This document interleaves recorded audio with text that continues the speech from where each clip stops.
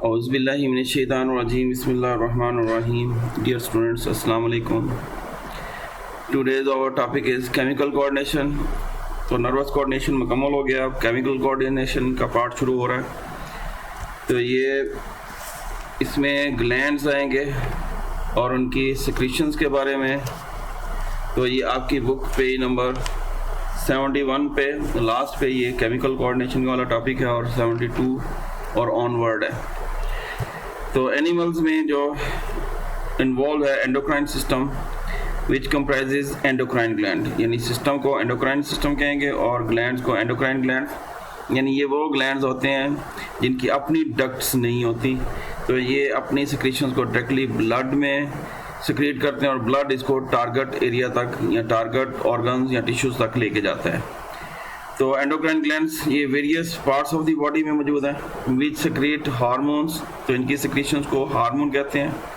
तो एंडोक्राइन और ductless gland, यानी इनकी अपनी डक्ट्स नहीं है। तो विद ए फ्यू एक्सेप्शन, यानी कुछ डिफरेंस की बेस पे, यानी थोड़ा थोड़ा डिफरेंट है। तो डिस्क्रीट ग्रुप ऑफ सेल्स हैं, यानी बिखरे हुए अलग अलग ग्रुप ऑफ सेल्स की शक्ल में ये ऑर्गन्स के अंदर मौजूद होते हैं। तो which make specific chemical compounds, जो एक मखसूस किस्म के केमिकल कंपाउंड बनाते हैं जिनको हार्मोन्स कहते हैं। ये ग्रीक वर्ड है। Hormone is exciting setting motion, यानी हार्मोन का मतलब ये है कि किसी प्रोसेस को एक्साइट करना और मोशन में रखना। एक्साइटिंग यानी सेटिंग इन मोशन, उसको हरकत में रखना या मूव में या प्रोसेस को कंटिन्यू रखना। तो endocrine system consist of some 20 endocrine glands, कोई 20 एंडोक्राइन ग्लैंड्स हैं या टिश्यूज हैं जो हमारी बॉडी के डिफरेंट पार्ट्स में मौजूद हैं। इसमें हार्मोन्स तो आर ऑर्गेनिक, अब इसको डिफाइन कैसे करेंगे। हार्मोन्स ऑर्गेनिक कंपाउंड्स हैं ऑफ वेरिंग स्ट्रक्चरल कम्प्लेक्सिटी। तो ये मुख्तलिफ किस्म के होते हैं स्ट्रक्चर की बेस पे और they are poured directly and are transported to blood, यानी ब्लड में डायरेक्टली पोर कर दिए जाते हैं और ब्लड इनको ट्रांसपोर्ट करता है टू रिस्पेक्टिव टारगेट टिश्यूज तक, जहाँ पे इन्होंने रिस्पॉन्स देना होता है। The hormones affect the target cells. They do not initiate new biochemical reactions. तो ये नए बायोकेमिकल रिएक्शंस को इनिशिएट नहीं करते। तो ये इनिशिएट नहीं करते, रेगुलेट करते हैं बस। But produce the effect of regulating enzyme, यानी किसी भी प्रोसेस को इनिशिएट नहीं करेंगे, स्टार्ट नहीं करेंगे, तो उसको रेगुलेट करते हैं, रेगुलराइज करते हैं, बाकायदा करते हैं। एंड अदर केमिकल रिएक्शन, और दूसरे केमिकल यानी एंजाइम्स को भी कंट्रोल करते हैं और आगे दूसरे एंजाइम के अलावा केमिकल रिएक्शन को भी कंट्रोल करते हैं जो ऑलरेडी प्रेजेंट हैं, मौजूद हैं, चल रहे होते हैं। दे मे इधर स्टिमुलेट्स और इनिबिट ए फंक्शन। हाँ, ये स्टिमुलेट मज़ीद उसको बढ़ा सकते हैं उस प्रोसेस को, या इनिबिट उसको रोक सकते हैं किसी भी फंक्शन या प्रोसेस को।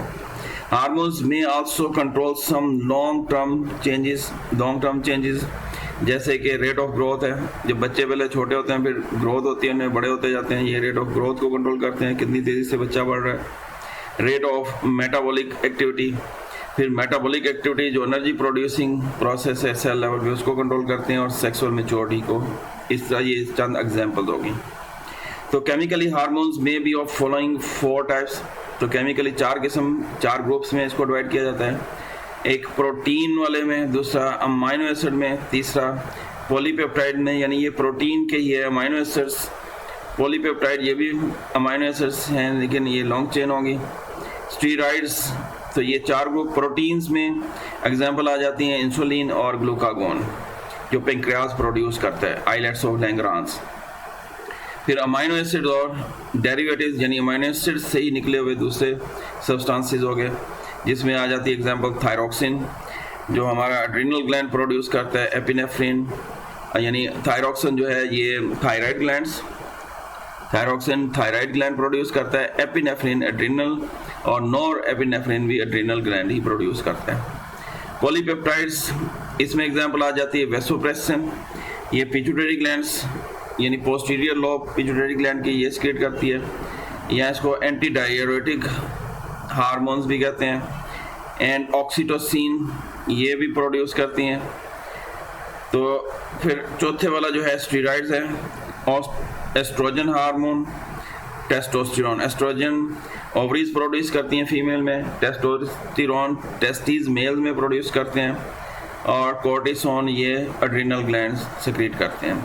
ये मोस्ट इम्पोर्टेंट है, इनको अच्छी तरह से याद कर लेना है, बल्कि हाईली इम्पोर्टेंट लिख लेना है इसको, ख़ास तौर पर हार्मोन की डेफिनेशन भी। तो एंडोक्राइन ग्लैंड्स मैमल्स में सबसे पहले हाइपोथैलेमस, हालांकि इसको हमने नर्वस सिस्टम में पढ़ा है, ये फोरब्रेन का हिस्सा है, लेकिन क्योंकि ये कनेक्ट करता है दोनों सिस्टम को, नर्वस सिस्टम को और एंडोक्राइन सिस्टम को, तो एंडोक्राइन में भी इसको कंसिडर किया जाता है। It is a part of the forebrain. It is here that many of the sensory stimuli of nervous system, बहुत से नर्वस सिस्टम के स्टिमुलाई यानी बॉडी टेम्परेचर हो गया, कंसंट्रेशन ऑफ कार्बन डाइऑक्साइड वगैरह जो ब्लड में है, ये इनको सबको डिटेक्ट करता है। इवन वाटर और उसकी साल्ट्स की कंसंट्रेशन को भी डिटेक्ट करता है। तो इट इज़ बिलीव्ड दैट, तो ये क्या करता है नर्वस सिस्टम और कन्वर्ट करता है इसको हार्मोनल रिस्पॉन्स में, और बिलीव किया जाता है ऑक्सीटोसिन और एंटी डाययूरेटिक हार्मोन ADH ये हाइपोथैलेमस में प्रोड्यूस होता है, और फिर नीचे ये नर्व्स में जाता है और पोस्टीरियर लोब तक पहुंचता है, यानी पिट्यूटरी ग्लैंड की पोस्टीरियर लोब तक वहाँ पे ये स्टोर होता है। यानी प्रोड्यूस जो है हाइपोथैलेमस कर रहा है, store posterior lobe of pituitary gland में हो रहा है।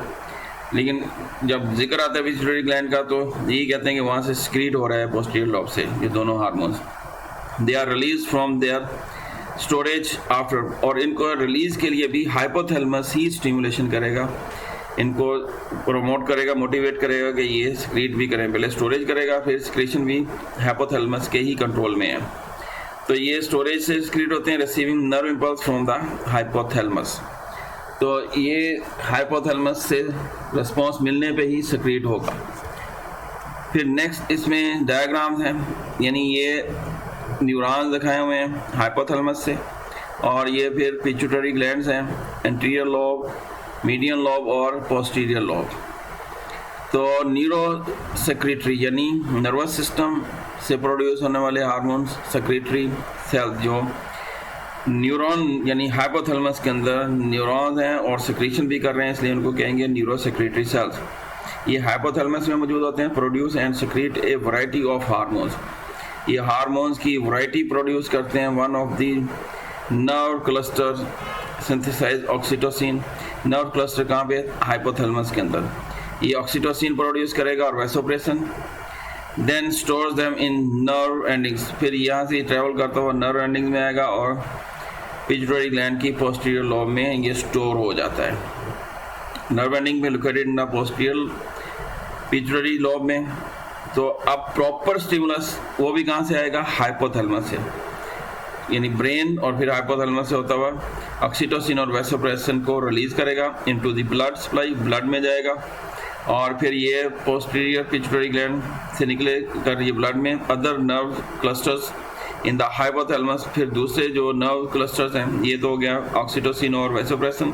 इसके अलावा भी हाइपोथैलेमस में दूसरी नर्व्स हैं जो सिक्रीट करती हैं बैटरी, मतलब क्लस्टर ऑफ बहुत सारे रिलीजिंग एंड इनहिबिटिंग हार्मोन भी रिलीज करते हैं हाइपोथैलेमस।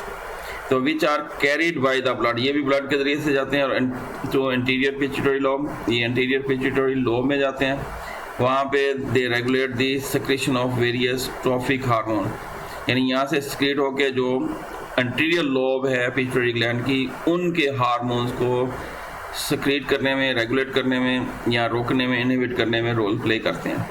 तो रेगुलेट करते हैं secretion of the various tropic hormones, यानी ग्रोथ ट्रॉपिक हार्मोन जो आगे जाके दूसरे ग्लैंड्स को कंट्रोल करते हैं, उन हार्मोन्स को कंट्रोल करते हैं। तो इसमें ग्रोथ हार्मोन्स अलग से होते हैं। ट्रॉपिक हार्मोन पिट्यूटरी ग्लैंड में वो होते हैं जो दूसरे ग्लैंड्स को जाके कंट्रोल करते हैं, जबकि ग्रोथ हार्मोन्स डायरेक्ट ग्रोथ पर असरअंदाज होते हैं। And prolactin manufactured by the anterior pituitary cell. तो ये खुद पिट्यूटरी की एंटीरियर लोब ये हार्मोन बनाती है, जिसमें ट्रॉफिक हार्मोन हैं, ग्रोथ हार्मोन हैं, प्रोलैक्टिन ये प्रोडक्शन ऑफ मिल्क फीमेल्स में। तो ये इनको जाके हाइपोथैलेमस के हार्मोन जाके एंट्रियल लोब में इनको रेगुलेट करते हैं, कब सिक्रीट होना है, कब रुकना है और कितनी मकदार में सिक्रीट होना है। तो यहाँ तक ये हमारा इंट्रोडक्टरी हो गया। तो ये केमिकल कोऑर्डिनेशन के रेफरेंस से फिर आगे स्टेप बाय स्टेप सारे यहाँ पे ऑलमोस्ट 6 ग्लैंड्स हैं जो डिस्कस किए जाएंगे। तो तब तक के लिए अल्लाह हाफिज़ जी।